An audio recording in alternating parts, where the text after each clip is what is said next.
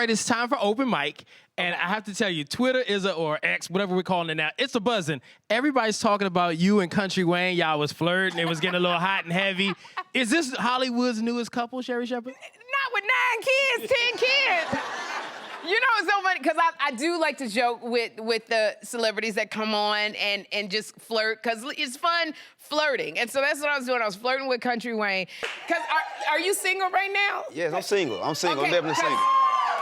Yeah. You look, I'm the type of woman you want to get with, because I ain't got no uterus. You want to get with me. Yeah. I'm not going to have no baby. Yep. And then, you know, when he started acting, I was like, but you got 10 kids. This flirting is only going until we go to the commercial break. Man, you do make a good couple, though. I thought about that. We already successful. We already, see, this is a date. What date you gonna get better than this right here? I don't know, because I got my own stuff, because I could buy you 3 or 4 more cars. You could buy me 3 or 4 more cars. You get me 3 or 4 more cars. Like, I'm at your level. I'm at your level. Oh, my God. Sherri, We're the same level. Yeah.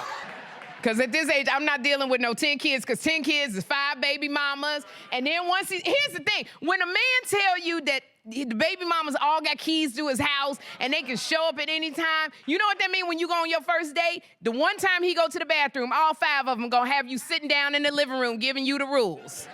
Sherri, Oh my gosh. you is looking so beautiful. It's your eyes. It's your glow. You're an angel. So I gotta come at you from a whole different angle. Wayne, you better stop with your bad self. You're a wife. Okay, all right. When you come back, we will talk about it. So the commercial break came, and I wasn't thinking anything more about it, nor was Kountry Wayne, but you have been telling me, John gets on me all the time. He says, get these celebrities' phone numbers, because you need to network and, you know, keep a relationship going. I'm not as good as networking as I want to be, but John stays on me. So I said to my assistant, Edie, I said, go get Kountry Wayne's phone number and put it in my cell. I wasn't thinking that we had just been flirting, and I said, oh, Lord. So he texted, and he said, here I am. And I was like, oh, good, we rooting for you. And I said, oh, no, he think I want to give, oh, my God. I'm just networking, and I tell you, and I said, we rooting for you, and he said something, and I was like, woo-hoo, and I was like, okay, this is going too far. This is going too far. And I said, not Kountry Wayne, he going, Sherri like me. She just, Sherri, look, Sherri. And then he said, and then he think he got, because he said, I can get you pregnant even if you got a hysterectomy. Any man that say that to you, when you know you can't have no baby, you better run. So no, I love Kountry Wayne. He's too young. He gets it's a lot of issues. Even though he got a big Jesus is popping. They gotta see that. Anybody got a necklace that say Jesus is popping? Them diamonds was dripping off the cross. Well, this next question isn't about you hooking up. And $200,000 in child support. Oh my God. That's a lot of money. That's a lot. I was like, I hope my ex-husbands don't hear nothing about this show. Good grief. Yes. But you'd have to have 9 more kids to catch up with And that. that's not happening unless Jesus came down right now. Now, the next question, now, this one isn't about you hooking up, but you were trying to play matchmaker with Leslie Jones and Marco. What happened there? Oh, my gosh. So, I have questions that I'm supposed to ask the celebrities that come on, because they come on to promote their products. And so, but Leslie Jones was talking about being single and what kind of man she would like, and she said she liked mountain men. What's a Leslie Jones type? You know what? I like mountain-looking dudes. I like the dudes with the beards and...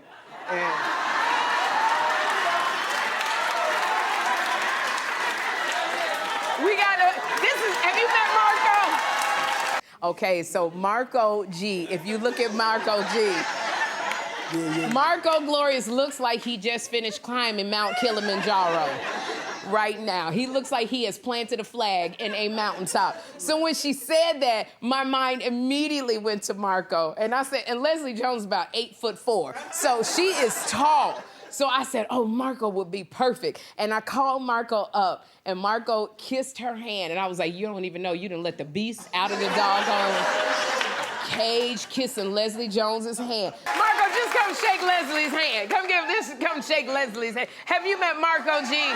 Marco G. And she ain't letting him go. Enchanté.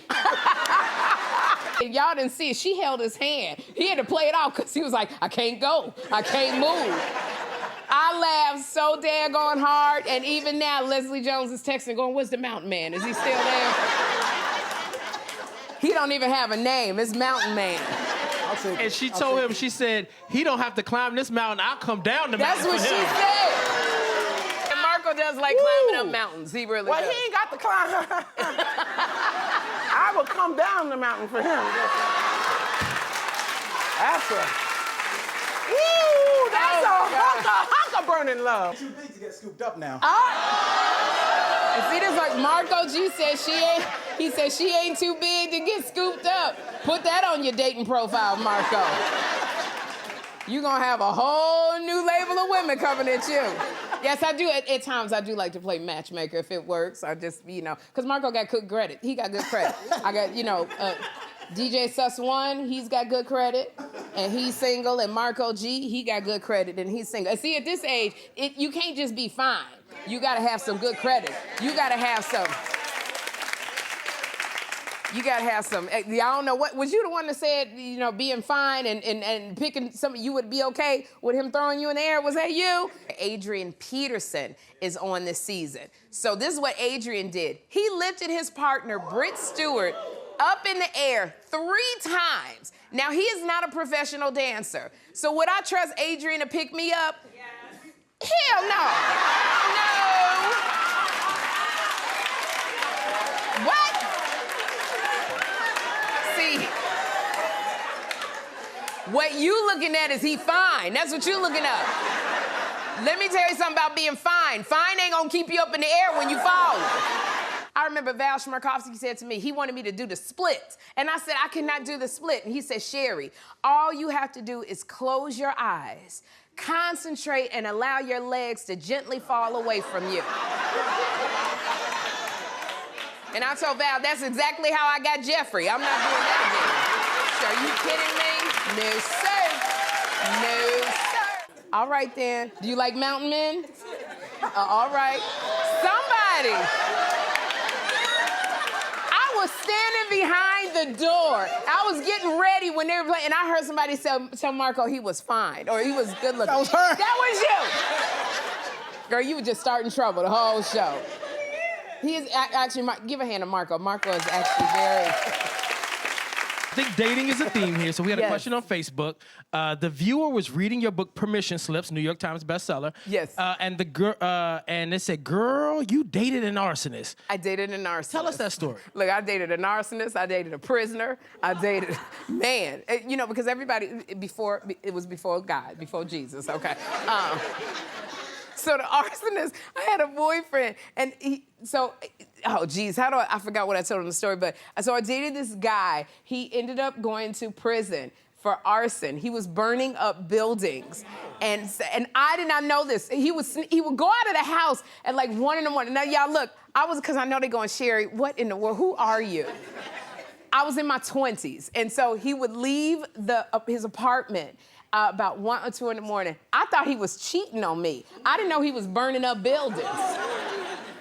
I did not know he was burning up buildings and things. So I would put on my clothes like a coat, and I would follow him. Because in your 20s, you like, oh, I'm gonna catch him. I'm gonna tear up the car, and I'm gonna confront. That's when you're in your 20s, And so I would follow him, but he was going so far, I got tired and came back. And then you would hear a story on the news that a building had burned up. I did not know it was my boyfriend that was doing the burning of the buildings. And then when he went, so what happened was the news did a sting on him. And I was at my job at the law firm. They did a whole sting, and my parents were watching it. My mother and my father were watching it. And they came and told me, and it was like, yeah, it's on, look at it. And I was like, ooh, that's my boyfriend. They didn't caught him. I don't know if this story gonna make it online, this one. I'm gonna just tell you like I told my mama, you sure can pick them. When I tell you, oh my gosh. Now, when you were recovering from... And then every time he'll send me texts, it's stuff that comes, every once in a while, like I still got the same email address. I've never changed it. And so he will send texts, and he'd be like, he was a musician before he was burning up buildings. And so Like when I first started the show, he was like, Sherri, I'd love to do the theme song. And I was like, what is it gonna be, fire? I mean, what kind of theme song are you gonna write for the show? But he's always like, I love to, like, if you doing something, I love to write the theme song for it. And I'm just like, oh my gosh, you gotta stop. So I gotta change my email because he sends it to me all the time. Okay, all right, that's... Now, speaking of musicians, you told us a story backstage about when you were recovering from COVID. Yes. John Baptiste had just come on the show, and he called you to encourage you, and you may have worked yourself into a situation you're not ready for. John Baptiste. Yeah, who is a John Baptiste fan? John Baptiste. If you don't know who John Baptiste is, please Google him. He won an Oscar for the animated film Soul, and an amazing jazz kind of hip-hop blues singer. And he came on the show, and he's so artistic. Like, he speaks in song. And so one of the things I had to do was I had to call up all of the guests who had been on the show to tell them that I had COVID, which was the worst thing in the world, to have to call people and be like, hey, I got something to tell you. That's so John Baptiste, I called him, he was so amazing. And we were talking, and I don't know if you've ever talked, I'm a very creative person, and he's very creative. So we were just like, I think we talked for like 45 minutes, just about creativity and how he speaks, and we were so creative, and he was so enjoying my speech. I think he thinks I can sing. That's what I think. He forgot that I do comedy. And as we were talking, and he was like, we gotta, when I come to New York, we're gonna get together and we're gonna groove together. And I was like, well, does that mean like go out to eat? Cause I can, like that's the groove and I'm talking about. And I said, I think he think I can sing. Like he wanna take me to the studio and we're gonna be doing, and I said, oh my goodness, we're gonna have to go to a comedy club. Cause John Baptiste is gonna be so disappointed.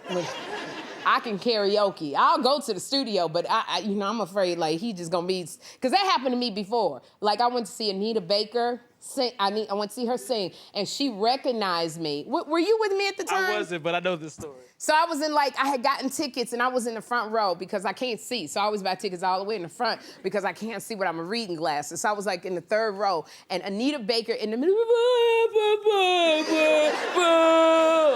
It sounded like she get ready to go to sleep every time she sings. So, in the middle of her singing, she saw me. I was co-hosting The View at the time, and she said, oh, there's Sherri Shepherd. I watch The View every day. Everybody gave me applause. It was amazing. And then she asked BB Winans happened to be there. So BB Winans, she called him up, and the question is, where are... And they did that. They sang, and I'm having a good old time. And she said, bring Sherri Shepherd up, too. Here's the thing. I look like a gospel singer, but I do. I don't know. And look at you. Thank you, girl. You said it. I was thinking it. I do. I don't know what it is about me. I look like a gospel singer. But, okay, thank y'all. Well. This is that is not in my purpose. It is not my assignment because God did not give me a voice. I cannot sing. So even though I look it, I can't sing. And I be telling these people, Kirk Franklin, they always want to know, like, you look like, no, I can't sing. I'm one of the ones, I'm the hype man. I'll ask somebody ask the question. Why shall we do that? That's what I do. And so Anita Baker called me up on the stage, and the whole time they was coming to get, they was like, come on, and I was like, I can't sing. I can't sing. We were at Radio City Music Hall, and I said, I can't sing. And they brought me up there and gave me a microphone. And I'm going, I said, Anita, I can't sing. And she started riffing, and I don't know, singers, when they get together, they all know, like, I always wonder, how do y'all know what kind of beat to get on? They don't know what song they gonna sing. They just start, and so her and BB started riffing, and I was like, and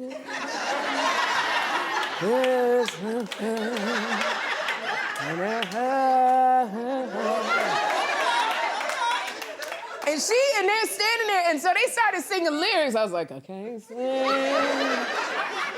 And everybody's waiting. I said, Anita, and I finally had to go, Anita, I can't sing. I karaoke. That's what I do. My ministry is karaoke. I can do that. And I can't. And they kept going. I was like, what I got to do? I can't. So they escorted me off nicely. I ain't heard. I texted Anita Baker. I was like, that was a great concert. I didn't hear nothing back. And that's open mic, ladies and gentlemen. Oh, my God. All right, y'all, thank you so very, very much. I appreciate it. Thank you. We're gonna have a good time.